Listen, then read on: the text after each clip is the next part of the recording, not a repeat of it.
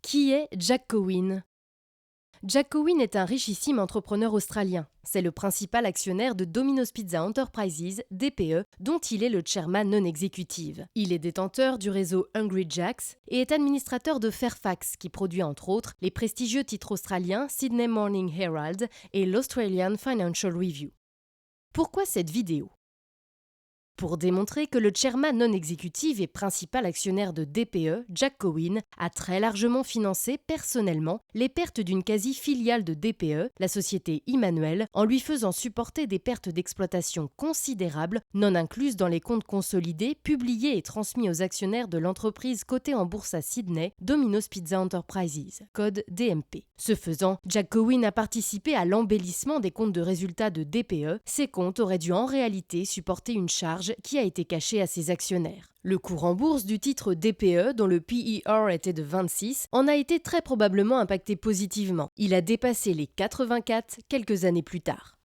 DPE est la maison mère de Domino's Pizza France, DPF. Les comptes de DPF franchiseurs ont également été embellis, cachant aux candidats à la franchise la réalité économique du concept Domino's en France. Enfin, cet investissement de Jack Cowin confirme la stratégie d'éradication de la concurrence sur le long terme par Domino's, peu importe les pertes engendrées. Au cours des 20 dernières années, le marché de la pizza livrée en France a donné lieu à une guerre des prix voulue par Domino's, qui finançait frauduleusement ses franchisés afin d'éradiquer la concurrence. Cette guerre s'est parfois faite au détriment des propres franchisés Domino's, leur rentabilité étant mise à mal par cette stratégie. La ville d'Issy-les-Moulineaux, siège de Domino's Pizza France de l'époque, est un exemple de ce type de dégâts collatéral. Le point de vente Domino's d'Issy-les-Moulineaux a changé 11 fois de propriétaire en 20 ans et n'a jamais été rentable.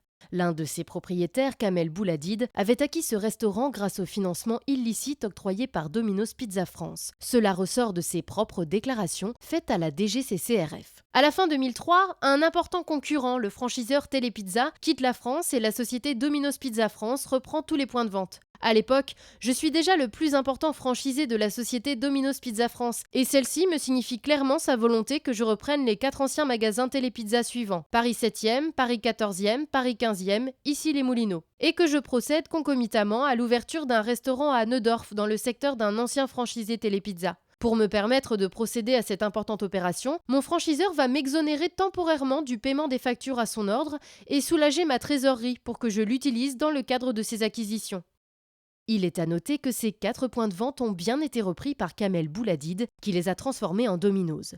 Celui d'Issy-les-Moulineaux existait depuis septembre 1993 en franchise Domino's, puis en franchise Télépizza à la suite de la faillite et de la liquidation judiciaire de Domino's Pizza en France fin 1998. Enfin, de nouveau en franchise Domino's depuis juin 2003. C'est dire si Domino's Pizza connaît bien ce point de vente. Le 5 avril 2011, le directeur de la DDCSPP répondait à un concurrent qui s'inquiétait de la prolifération des fraudes au délai de paiement et au financement illicite dans le réseau Domino's. Ce directeur précisait: « Je vous informe que cette enquête a été initiée par l'intervention des enquêteurs du département des Yvelines auprès de la société Domino's Pizza. Les vérifications effectuées, même si elles ont effectivement fait apparaître certains manquements au regard de la réglementation en matière de délai de paiement en 2008, n'ont pas donné lieu à la transmission d'une procédure contentieuse, compte tenu des difficultés financières des entreprises et de leur volonté de régularisation. » Effectivement, nous avons retrouvé trace de la volonté de régularisation à laquelle le directeur de la Direction départementale de la cohésion sociale et de la protection des populations faisait allusion dans son courrier du 5 avril 2011. La voici cette trace. Il s'agit d'un courrier adressé le 10 mars 2009 par M. Andrew Rennie, PDG de DPF, à M. Kamel Bouladid. Il est donc inutile d'inverser les situations respectives de Domino's Pizza France et de tes sociétés. Ce sont, comme tu le sais, tes sociétés qui nous doivent à cette date la somme de 2 98 864 €. C'est dans ce cadre que je te mets une nouvelle fois en demeure de payer cette somme et en tout état de cause, de me proposer un plan d'apurement du passif réaliste avant la fin de la semaine prochaine. Sincèrement, Andrew. 2 98 864 € à rembourser à Domino's par un franchisé qui ne payait déjà pas en temps et en heure les factures de food que seul Domino's fournit, ça risque d'être compliqué. Très compliqué. D'autant que les exploitations sont déficitaires. On le voit, les sociétés soi-disant difficulteuses ont échappé aux foudres de la DGCCRF grâce à des courriers de complaisance qui ne trompent que ceux qui veulent y croire. Les adversaires, ce sont les gardes-champs du ministère, mais ils n'ont pas de La DGCCRF a donc laissé tranquillement les fraudeurs frauder, Domino's et ses franchisés.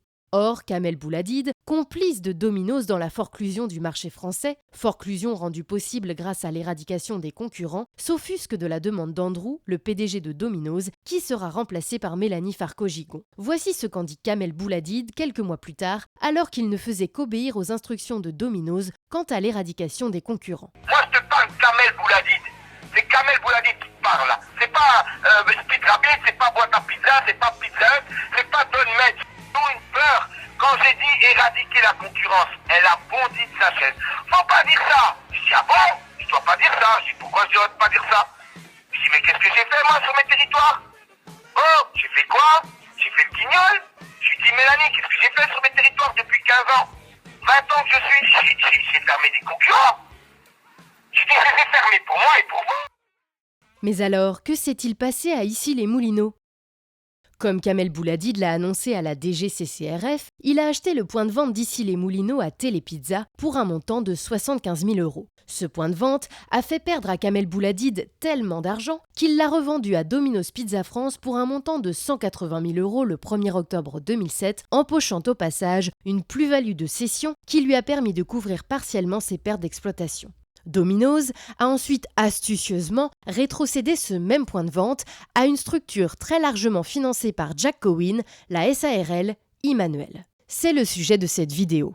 Inutile de vous préciser qu'il est hors de question pour Domino's de fermer un magasin, fût-il déficitaire, car cela serait contraire à sa stratégie d'emprise territoriale, dite footprint, et d'éradication de la concurrence. Les analystes australiens de Morgan Stanley, Tom Kirat en tête, ne s'y sont pas trompés et ont analysé le marché de cette ville, conseillé par leur donneur d'ordre, Don Meij, le PDG de Domino's Australie, qui sait qu'Issy-les-Moulineaux est représentatif du marché français de la pizza en livraison à domicile. Souvenez-vous que c'est à quelques mètres du magasin Domino's d'Issy-les-Moulineaux que Tom Kirat et de fins analystes financiers ont été vus en train d'observer les magasins Pizza Hut et Speed Rabbit Pizza. Nous avons découvert qu'entre août 2009 et septembre 2011, ce Domino's, ainsi qu'un autre situé dans le 19e arrondissement de Paris, que l'on peut apercevoir sur cette photo avec la bannière 3 pizzas pour le prix d'une, tout près d'un Speed Rabbit Pizza, avait été la propriété de la SARL Emmanuel. Emmanuel appartient à monsieur Felice Silvio Bevacqua et à la société Corum, dont le dirigeant et actionnaire n'est autre que Jack Cowin, chairman non exécutif et principal actionnaire de Domino's Pizza Australie,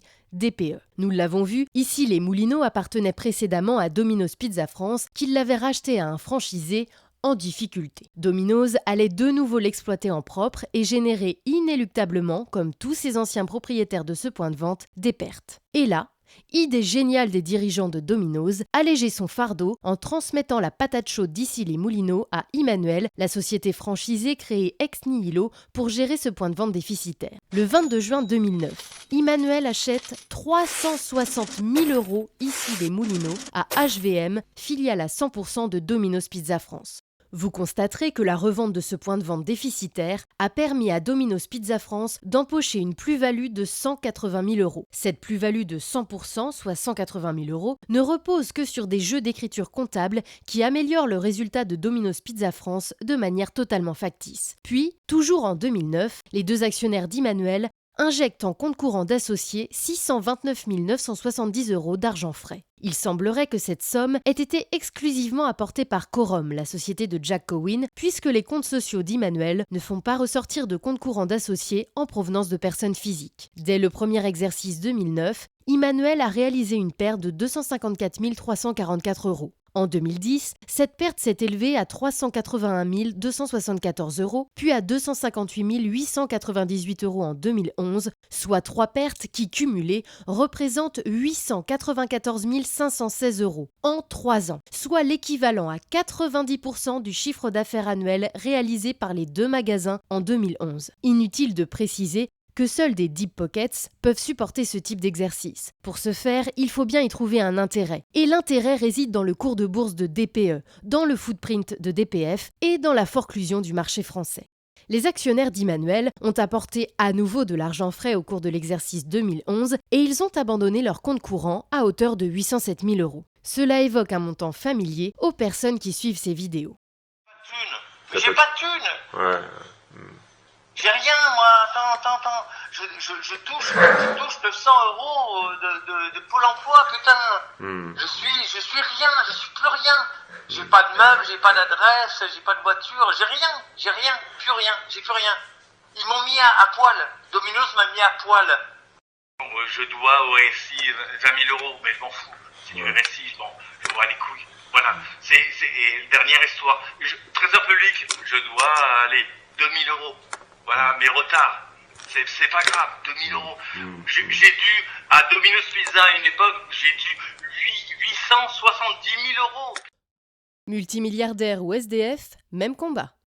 Finalement, la société de Jack Cohen, Emmanuel, a jeté l'éponge et a revendu le fonds de commerce d'Issy-les-Moulineaux à Domino's Pizza France, encore elle, pour toujours 360 000 euros le 29 juillet 2011. C'est bien cher payé pour un magasin hors norme depuis longtemps et en déroute totale. Le résultat des courses est qu'en 2 années, messieurs Jack Cohen et Felice Silvio Bevacqua ont perdu au minimum 500 000 euros en tant qu'actionnaires d'une société exploitant 2 points de vente en franchise Domino's en France. Il semblerait que les actionnaires de Domino's Pizza Australie, cotés à la bourse de Sydney, n'aient jamais été informés de cette perte, ni des investissements de messieurs Jack Cohen et Felice Silvio Bevacqua dans un ex-magasin Domino's corporate et déficitaire en France. Cela soulève plusieurs questions. Pourquoi Jack Cohen est-il venu reprendre en franchise le magasin corporate d'Issy-les-Moulineaux, dont il ne pouvait ignorer l'état de décrépitude avancé et son exploitation déficitaire depuis plus de 17 ans? L'objectif n'était-il pas de supporter des pertes personnellement, alors qu'actionnaire de Domino's Pizza Australie, il laissait à DPE une situation comptable qui obérait les pertes du magasin d'Issy-les-Moulineaux? Le passé récent nous a encore démontré que le titre DPE était extrêmement sensible aux résultats de sa filiale française Domino's France,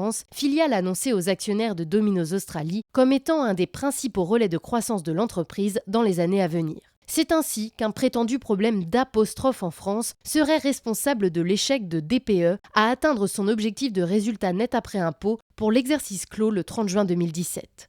Or, il ressort des comptes de Domino's Pizza France pour l'exercice clos le 30 juin 2012 qu'elle a réalisé un excédent brut d'exploitation négatif de moins 1 133 600 euros. Sans la reprise intérimaire de ce point de vente par messieurs Jack Cohen et Felice Silvio Bevacqua, l'abandon de créances de 807 000 euros que ces deux comparses ont supporté aurait été une perte pour Domino's Pizza France, ce qui aurait affecté de manière très significative son excédent brut d'exploitation cette année-là. En 2012, Jack Cohen était déjà le principal actionnaire de Domino's Pizza Enterprises avec près de 28% des parts. À l'époque, le bénéfice net après impôt de Domino's Pizza Enterprises s'élevait à 26,9 millions de dollars australiens NPAT. Une perte de près d'1 million de dollars australiens en provenance d'une seule petite structure en France aurait, à coup sûr, eu un impact sur son cours de bourse. On peut donc se demander si Jack Cohen n'a pas préféré supporter, discrètement, avec l'aval des dirigeants de Domino's, une perte qui aurait dû être supportée par Domino's Pizza France. D'autant que DPF traîne à partir de son bilan 2011 et jusqu'au bilan au 30 juin 2016, un goodwill de 305 466 euros pour Issy-les-Moulineaux, alors même que ce point de vente, du 63 avenue Victor Cresson, est fermé depuis avril 2015. Si DPF avait supporté cette perte, alors Jack Cohen aurait virtuellement perdu bien plus d'argent car le cours de bourse de DPE, dont il est l'actionnaire à hauteur de près de 28%, n'aurait pas doublé en quelques mois. Il s'agirait alors d'une manipulation des résultats de Domino's Pizza France pour l'année 2012 et par voie de conséquence, une manipulation du cours de bourse de Domino's Pizza Enterprises. Existe-t-il d'autres manipulations de ce type qui induisent les actionnaires de Domino's en erreur ?